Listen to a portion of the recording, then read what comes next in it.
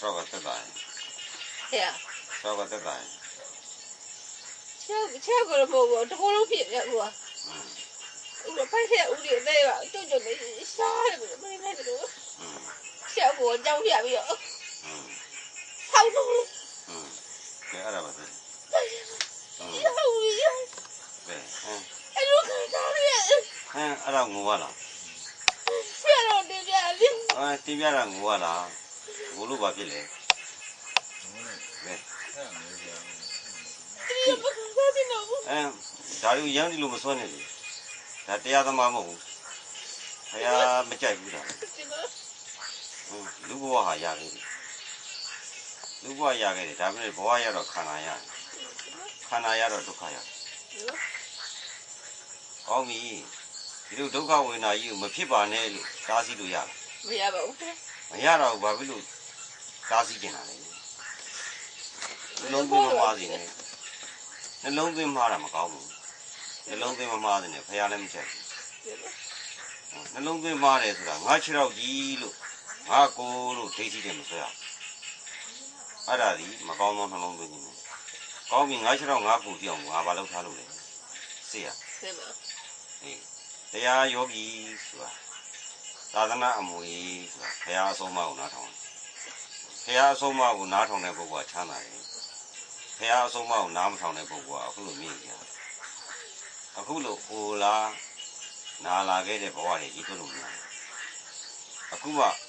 đi vào lấy chả lấy, bu lấy, máu lấy, số lấy, chả lấy, nó, ở đây đi xoay sâu từ phi lấy, ở chỗ đi xoay nốt từ phi lấy, ở đây đi xoay từ phi lấy, ở đây đi lấy thô ra, này thô từ xuống này, trên này xoay này từ, ai lúc trên này khana gì, khana này bây giờ, xin ni mẹ sao, nó, đi khana ông ni cha bây giờ, đi con ni chua bây giờ, này bây giờ thà lấy, hồ lô biểu diễn đi có tí khá lấy đó.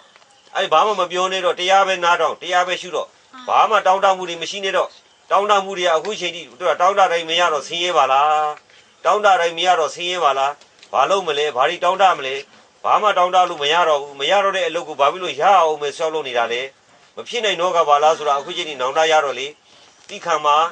tiệt lên lúc đào đào đây mấy thì xin mấy đấy, 2 पैसा nào là vấn đề, nó thu rồi đào đào chỉ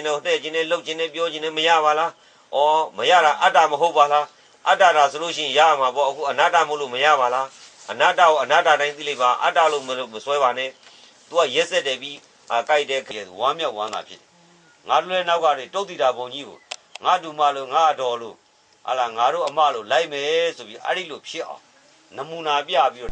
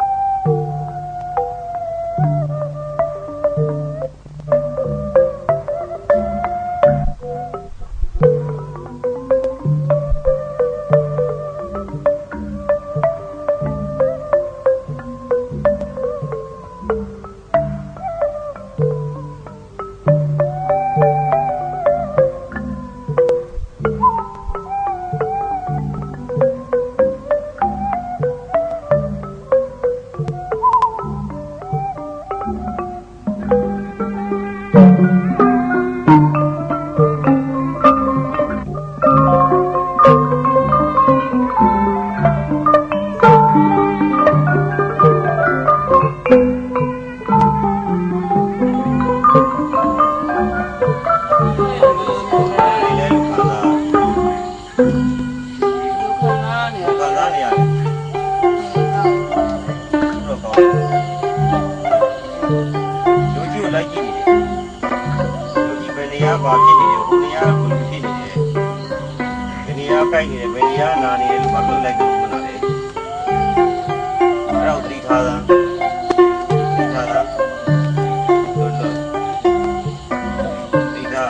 ဘာဖြစ်နေလဲအဲ့ဒါဘာလုပ်တာလဲ YouTube ဘာလို့ရှောက်လုပ်တာလဲအဲ့ရုပ်ကိုရှောက်ပြီးသတိထားလေဒီကပြောတော့သတိထားတာဒီကဦးသိပြောတော့သတိထားတာအောင်ပြုတာခန္ဓာရင်ကိုအောင်မပြုနဲ့ဒီရုပ်ကြီးကိုရှောက်အောင်မပြုနဲ့လေ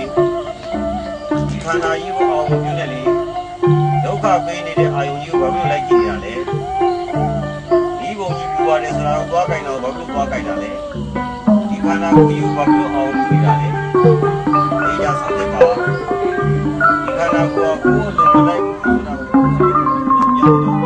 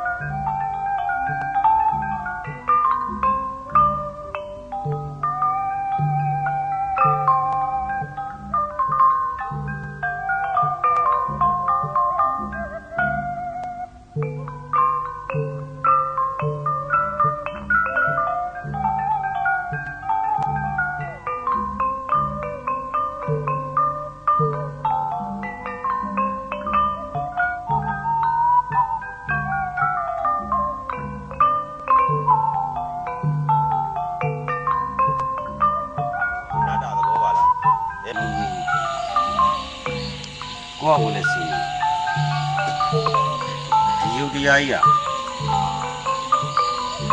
ကိုရာပိုင်လို့ကိုဆောက်ခဲ့ကိုရင်ကိုဆောက်တယ်ပြက်တယ်ကိုအောင်ကြည့်လို့ကောင်းတယ်ကိုရင်ကိုဆောက်ခဲ့ဒီယုတ်တရားကြီးကိုဆောက်ခဲ့တာမဟုတ်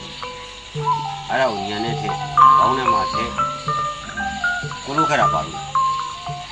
ကိုလုပ်ထားတာမပါတဲ့ကိုလုပ်ထားတာမဟုတ်တော့ကိုလုပ်ချင်လို့မရပါဘူးမရတာကိုရမယ်လို့တောင်းတနေတာကျိုးလည်းမရှိဘူး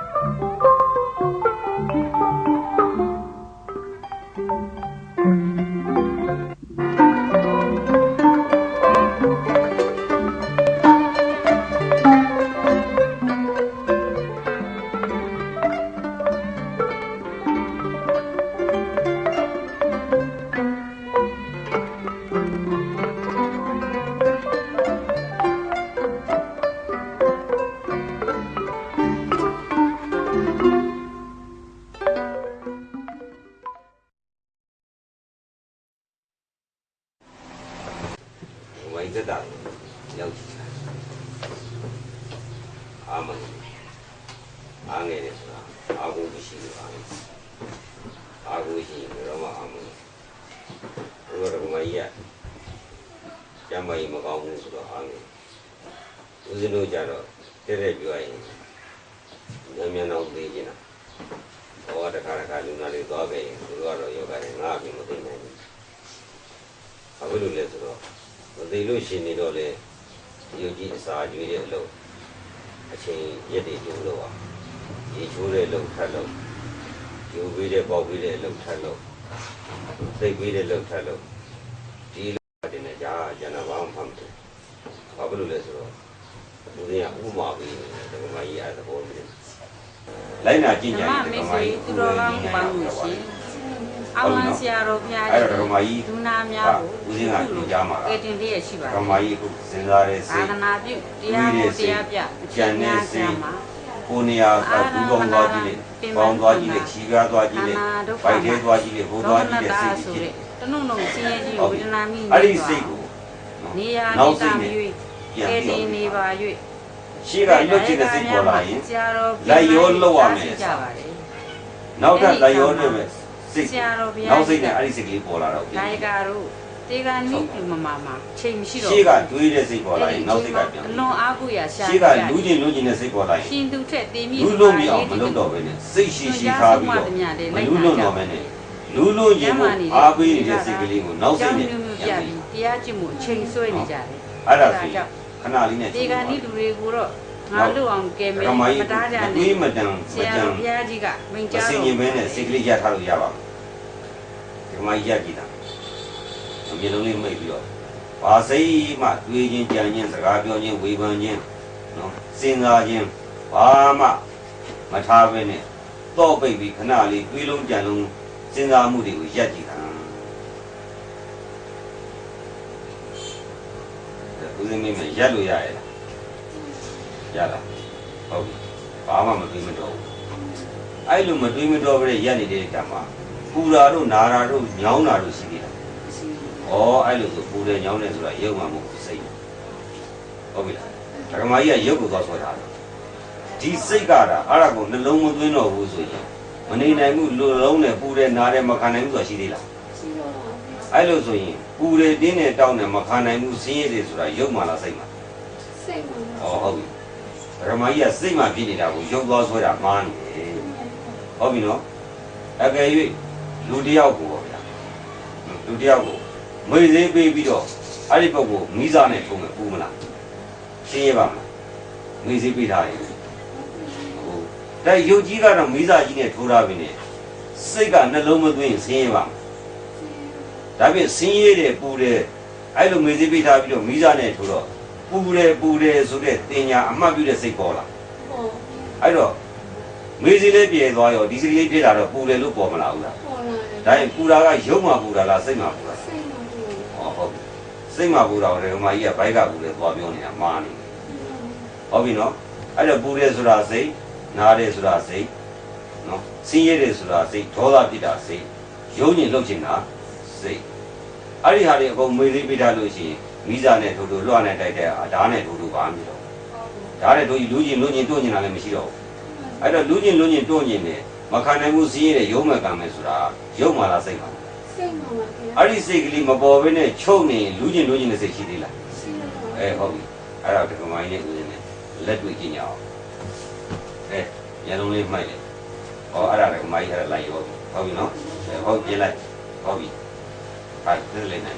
ညလုံးလေးမှိုက်လေအဲ့တော့ဒီကမိုင်းပေါ်လာမဲ့စိတ်ကလေးဘာစိတ်မှမပေါ်ဘဲနဲ့တွေးမှုကြံမှုနှလုံးသွင်းမှုဟိုတွေးဒီတွေးဟိုရောက်ဒီရောက်ဟိုစဉ်းစားဒီစဉ်းစားအဲ့ဒီဖြစ်လာမဲ့စိတ်ကလေးပေါ်လာတာကိုအကယ်၍ပေါ်လာရင်ပေါ်လာတာကိုပြန်ပြီးတတိလေးထားလိုက်ပါဘာစိတ်ပေါ်လာမလဲလို့ကိုကတွေးတာလည်းမဟုတ်ကြံတာလည်းမဟုတ်ချာပြီးတော့ဆွေးနွေးတိုင်ပင်မှုသဘောကြတော့တမင်ကအကြံဉာဏ်ထောက်ရအခုတော့ဆွေးနွေးတိုင်ပင်စရာအကြောင်းတွေလည်းမရှိဘူးအားနေတဲ့အတွက်ကြောင့်ရုပ်သောစိတ်ကိုအားပြီးတော့နေခိုင်းကြခန္ဓာအင်းကြီးကတော့အခွန်ကျုပ်ပြီးငြိမ်းပြီးတော့အားသွားတော့ပြီးပြီ နတဲ့သဘောလည်းရှိလို့မကျင်းတဲ့စိတ်ကြီးလုံးလုံးကျွန်တော်ဒေါမနတာလေးဖြစ်လာတယ်သမီးအာရုံနဲ့ဆက်စားပြီးလို့ရှိရင်အံဘာနီဣတရရေနတဟယေဇတိနံသမာရိယာမိဒုတိယံပိတတိယံပိအဟံဘာနီဣတရရေနတဟယေဇတိနံသမာရိယာမိအရှင်မြတ်ဘုရားတပည့်တော်မှာအားဘုရားတရားတန်ခါယရဏသုံးပါးကိုယုံကြည်စွာဘိုးကွယ်သောငါးပါးသီလပြည့်စုံစွာဖြင့်ဆန်းဆောင်သောမြတ်စွာဘုရား၏တပိသားသာဝကဥပတတိဖြင့်မှတ်တော်မူပါဗျာဣမာနိကိတရဏပိစကနိသကုဓမ္မသီလံတရောကတ္တဝဓမ္မအပမဒိနာသမာရိသာဟုတ်ဓမ္မယုစိတ်ကလေးမှာပင်ပန်းမှုစုံနေမှုရှိသေးလားဟုတ်ပြီတောကရောက်မှုကြီးစီးမှုရှိသေးလားဟုတ်ပြီအဲ့လိုကောအဲ့တော့တောင်းမယ်တရားတပည့်တော်မှာဒီလက်ဝဲ၌ရှိသောသင်္ကန်းနှင့်တကွနဝကာမလူဝဲစုစုကိုသံဃိကဒါနအဖြစ်ရာရွှေလန်းစက္ကလူရမ်းပါ၏ဤကောင်းမှုသည်ဘုရားတပည့်တော်၏ကိုယ်၌ဖြစ်သောယောဂနှင့်တကွစိတ်၌ဖြစ်သောဆင်းရဲခြင်းကိုပယ်နှုတ်၍အရိယာတို့၏ဘုံဌာနဖြစ်သောတောတိတာဘုံမှတစ်ဆင့်နိဗ္ဗာန်တိုင်အောင်ပို့ဆောင်နိုင်ကြောင်းထောက်ပံ့ကောင်းသည်စင်စစ်မသွေဖြစ်ပါစေတည်းတောင်းနဲ့ဆုနေပြပါသည်ဘုံမှာရိတ်တာမှာတရားအထုတ်နေတဲ့သံဃာတော်တွေရှိပါတယ်အဲ့ဒါတွေကိုစေးတံပဲဖြစ်နော်ယူလိုက်တာဂိကဒါနဆရာဟုတ်ပြီနော်အာရုံတိထာယောဂီပေါင်းဖြစ်မြင်ကြတာကြည်ကြပြီတော့ယောဂီပေါင်းသူတော်ကောင်းဘဝဆိုဘာမှပိုင်မှုဆိုင်မှုခိုင်မြဲမှုကြီးဘာမှမရှိကြဘူးမသိမကြည့်ကြပဲနဲ့ခဏတာနေရတဲ့ဘဝလေးအမြဲတမ်းငါဆိုင်နေငါပိုင်နေငါခန္ဓာပဲဘဝရဲ့အတိတ်ပဲအနစ်ချုပ်ဖြေထုတ်လိုက်တဲ့အခါကျတော့အားလုံးဟာစွန့်ပြေးခဲ့ရတာကြီးပါပဲဒီကင်းကတော့ခိုင်နေမြဲတယ်ဆိုပြီးတော့ပိုင်ဆိုင်နေဆိုပြီးတော့တိမ်ကြုံပြီးစွန့်နေကြတယ်ဘဝရဲ့အနှစ်သာရဆိုပြီးတော့စီဝါတွေရှာကြကာမဂုဏ်အဖြစ်နှောင်ဖွဲ့ပြီးတော့ရွှေမြူရဲ့သားရဲ့သမီးရဲ့အဖေအမေရဲ့လို့ဆွဲလန်းနေခဲ့တဲ့မြတ်နောက်ဆုံးကတော့ကိုယ်အစွဲဟာအိမ်မက်မဲ့တယ်အဲ့ရလို့တော့ပျောက်ွယ်သွားကြတာပါသို့တော်လည်းပဲ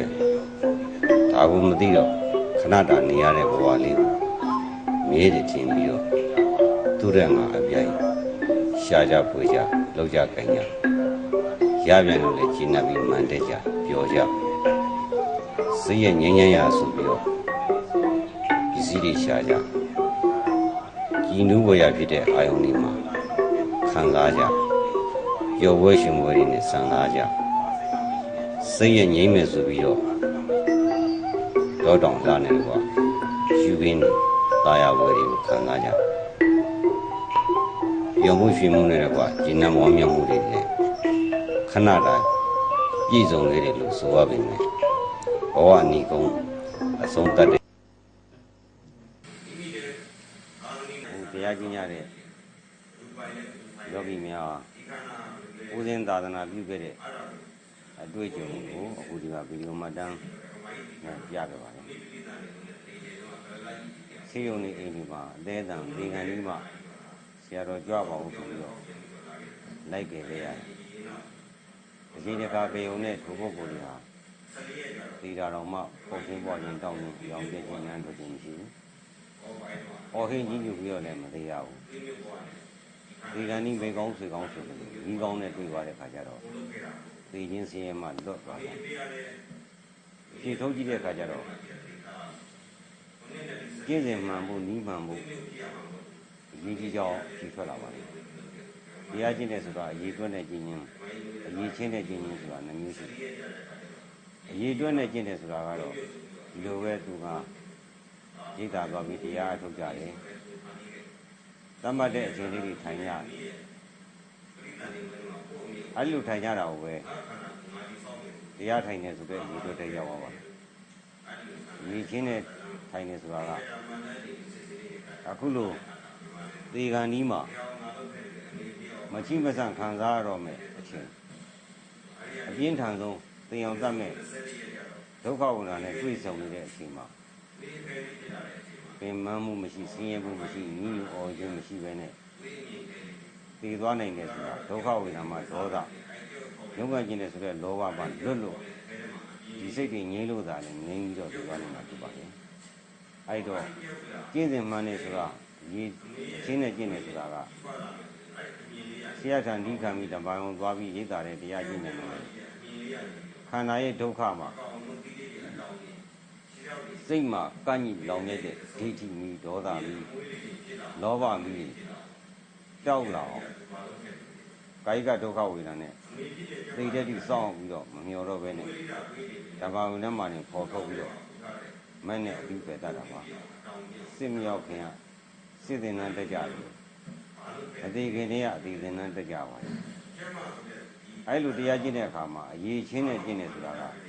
ဆရာနဲ့တပည့်နီးလက်မှန်ရမယ်တရားအားလည်းတန်ပြီးတော့တရားတတ်မဲ့တပ်ပွဲမှာပင်မဆင်းမှုမှလွတ်မြောက်မှုအဖြစ်ဖတ်ပါလေအကယ်၍ရည်တွက်နဲ့ကျင့်မယ်ဆိုလို့ရှိရင်တော့ဒိဋ္ဌာန်ကြီးရက်တီလာတွေကျင်ကြီးတွေများပြီနဲ့ခန္ဓာရဲ့ဒုက္ခပေါ်မှာဒေါသလောဘတွေမလွတ်ဒိဋ္ဌိမီးတွေမလွတ်တဲ့အတွက်ကြောင့်သေကံကြီးကြတော့အဲ့ဒီကြံတဲ့ကျွေးကဝိုင်းဝန်းပြီးတော့စုပြုံပြီးတော့ရဲဆိုတဲ့လတ်လတ်ပပနှိမ့်ဆက်ပါလေအဲ့ဒါကြောင့်မလို့တရားကျင့်တယ်ဆိုတဲ့အခါမှာအရေးတွက်နဲ့အရေးချင်းကွဲပြားကြောင်းဒီလိုကွဲပြားမှုမသိဘဲနဲ့ခဏထိုင်တဲ့အနေချော်မှုကိုသက်သာတယ်ဆိုပြီးတော့တရားဆိုတာနည်းနည်းချင်းကျင့်ရမယ်တဲ့သာကျင့်ရမယ်ဆိုပြီးတော့ကျင့်ညာပြောကြညွှန်ကြားကြတော့ခါအဲ့ဒီရဲ့ကျွေးရဒီကံကြီးကြတော့မသက်မသာနဲ့ပင်မဆင်းရဲပြီးသိရပါတယ်အဲ့တော့တရားစစ်တရားမှဆိုတာဘာကိုသတ်မှတ်မှလဲလို့မေးခန္ဓာရဲ့ကာယကဒုက္ခဝေဒနာမှာထားတော့မယ်ဒေါသဒီဒိဋ္ဌိကြီးလောဘကြီးတွေချုပ်မချုပ်ကိုစံငိမ့်ထားပြီးတော့စကားပြောအောင်ဗျာအဖြေထုတ်အောင်အဲ့လိုအဖြေထုတ်မှသာလျှင်တရားကျင့်ရတာအကျိုးရှိတယ်မရှိဘူးနော်အိုခြင်းနာခြင်းသိခြင်းဆင်းရဲမှချုပ်မှုရှိမရှိဘူးဆိုတာဒါကိုသတ်မှတ်ပါအဲ့ဒါကြောင့်မလို့တရားကျင့်တဲ့ယောဂီပေါင်းဘုရားကောင်းတို့ကဘယ်ရည်သာသွားဘယ်ဆရာနဲ့ကျင့်ခြင်းဒီနေ့သေပွဲမှာသေပန်းလာလာပြင်နိုင်ဖို့အဲ့ဒီအတွက်အထောက်ထားရဖို့ခိုင်မာဖို့မသေးခင်တည်းကဒုက္ခဝေဒနာမှာကြော်လွှားနိုင်မှုတောကမိတွေခြုံငိမ့်နိုင်ဖို့ကြိုးရင်တတ်ထားရမယ်တချို့ကြတော့လေတရားကျင့်ရမှာကြောက်တယ်ကြားတယ်ကျမ်းတယ်ပြင်းတယ်တရားမကျင့်လဲရတယ်ကိုယ်နဲ့မဆိုင်ဘူးကိုယ်စီဝါကိုယ်သားမယားဇနီးနဲ့ကိုယ်မိသားစုတွေပြောရှင်ပြည့်စုံနေနိုင်ပြီးတာပဲလို့ဒီလိုလဲရင်းတရားကျင့်တာကိုရင်းခဲ့ကြတာရှိပါတယ်သို့တော်လည်းအဲ့ဒီလိုချောင်းချောင်းကြီးကြီးလိုလိုလတ်လတ်ပေါ်ပေါ်ပါတွတ်တွတ်လဲလဲပျော်ပျော်ရွှင်ရွှင်နဲ့နေကြတဲ့မျက်နှာကြီးနေကြတဲ့စိတ်ကြီးဟာတနေ့အဲ့ဒီပျော်ပျော်ရွှင်ရွှင်နေတဲ့ခန္ဓာကိုယ်ကြီးကရဲစက်စက်လတ်လတ်ပပတတ်တဲ့ခါမှာဒီခန္ဓာကိုယ်ကြီးကိုဘလောက်ပဲကျူးပဲဘလောက်ပဲပျော်ပဲဒီခန္ဓာကိုယ်ကြီးကအမရဏမထာတံသိအောင်ပဲတတ်တော်တယ်အဲ့ဒီချိန်ကြရင်မဲကရွက်ကလူကလုံးကတော့ကဩကဟဲ့ကညီးကညူကနဲ့သိတဲ့လူလည်းမြင်နေပါမလားကြံတဲ့ပုဂ္ဂိုလ်လည်းမြင်နေပါမလားဖြစ်ကြဒီအဲ့တော့တရားကျင့်တယ်ဆိုတာအပန်းပြေခီးသွားတာမဟုတ်ဘူးအညောင်းပြေလေ့ကျင့်တာမဟုတ်ဘူးစိတ်ကလေးသက်သာအောင်ခဏလေးလေ့ကျင့်လို့မဟုတ်ဘူးမဖြစ်မနေဒီခန္ဓာကိုယ်ကြီးကသတ်မှာမဟုတ်လို့မဖြစ်မနေသတ်မဲ့ခန္ဓာရဲ့ဒုက္ခနဲ့ရင်ဆိုင်တဲ့အခါမှာချမ်းသာမှုနဲ့သိနိုင်ဖို့စီရင်မိတွေချ ချုပ်ဖို့အတွက်ဒါတရားကျင့်ကြံခြင်းဖြစ်တယ်အဲ့ဒီလိုပန်းနိုင်မှုမထားဘဲနဲ့မသိတဲ့အခါကျတော့တရားကျင့်ရဲ့မှုရဲ့ကောင်းကျိုးကိုမသိကြဘူးတရားဆိုတာငါတို့ထိုင်ပြီးတော့ဘုရားရှင်ရှိမှာရှုနေတာပဲမှတ်နေတာပဲဆိုတာနဲ့အဲ့ဒီလိုနဲ့မပြီးသေးပါဘူးအတွင်းထဲမှာထားတော့မယ်ခန္ဓာရဲ့ဓာတ်လေးပါးမီးနဲ့တွေ့တဲ့အခါမှာချုပ်ငြိမ်းဖို့အတွက်ဒီယောဂမသခင်ကြိုတင်ပြီးတော့ပေါ်ထုတ်ပြီးတော့ထွက်လာမဲ့ဒေါသမီးတောကမီးလောဘမီးတွေကိုပေါ်ထုတ်ပြီးတော့တတ်တဲ့အကျင့်ပါဒါကြောင့်မလို့ဦးဇင်းတို့အဖြေထုတ်ပြီးတော့သာသနာ့မှုပေးရမယ်ဆိုရင်တော့တရားကျင့်တဲ့ယောဂီရလဲတရားနည်းမှန်နဲ့မမှန်ဘူးဆရာမှန်နဲ့မမှန်ဘူးဆိုတာကမိမိခန္ဓာရဲ့အိုနာသည်ယုတ်ကြီးဖောက်ပြန်တဲ့ရက်စက်တဲ့အိုတာလည်းဒီယုတ်ကြီးဖောက်ပြန်တယ်နာတာလည်းဒီယုတ်ကြီးဖောက်ပြန်တယ်သေတာလည်းဒီယုတ်ကြီးဖောက်ပြန်အဲဒီလိုပြင်းထန်တဲ့ဒုက္ခဝေဒနာနဲ့တွေ့ဆုံတဲ့အခါမှာဆင်းရဲမှုခြုံငင်းမှုတွေရတယ်ဆိုရင်နိမန်နဲ့ဆရာမနဲ့အဲဒီလိုမှမချုပ်ငင်းဘူးကြွလိုက်မလိုက်နှက်လိုက်နဲ့သက်သာအောင်ပြင်ပြီးအလိုလိုက်နေမှဆိုရင်တော့အဲ့ဒီဆရာမမှန်ဘူးဘာဖြစ်လို့လဲဆိုတော့မခံသာလို့အရှုံးပေးပြီးတဏှာဒေါသနောက်ကိုစိတ်ကိုလက်ထဲစိတ်ကိုထည့်ပေးလိုက်ရတဲ့အတွက်ကြောင့်အရှုံးသမားဘဝဖြစ်နေပါတယ်ခဏပန်းတော့ချမ်းသာတယ်လို့ပြောမယ်အရိယာအမြင်နဲ့ပြန်ကြည့်တဲ့အခါမှာကိုယ်စိတ်ကိုယ်မနိုင်လို့ဒိဋ္ဌိတဏှာဒေါသလောဘအာဟုတုတရားတွေကိုမကျော်လွှားနိုင်လို့မပယ်နိုင်လို့မခွာနိုင်လို့ဒိဋ္ဌိဒေါသလောဘတို့ရဲ့နောက်ကိုတကောက်ကောက်လိုက်နေရခြင်းဖြစ်ပါတယ်အဲဒါကြောင့်မလို့ယောဂီကောင်းတို့ကောင်းတို့ဒီအတွက်နဲ့ချင်းချင်းဒီချင်းနဲ့ချင်းချင်းတွေခွဲခြားနိုင်ကြပါသည်မိုးပင်မနာပင်မသိပင်ကျမ်းမာရေးကောင်းလုံးမိမိတို့ရဲ့ရုပ်တွေကျင့်နိုင်ကြံနိုင်တဲ့အခွင့်အရေးတွေရှိတော့မိမိတို့ရဲ့သေဘေးမှာလွတ်မြောက်တဲ့ဤရှိဤကောင်းတွေရှာပြီးတော့တရားကျင့်နိုင်ကြပါစေလို့ဦးရင်းကမေတ္တာဖို့ဆုတောင်းလိုက်ပါလေ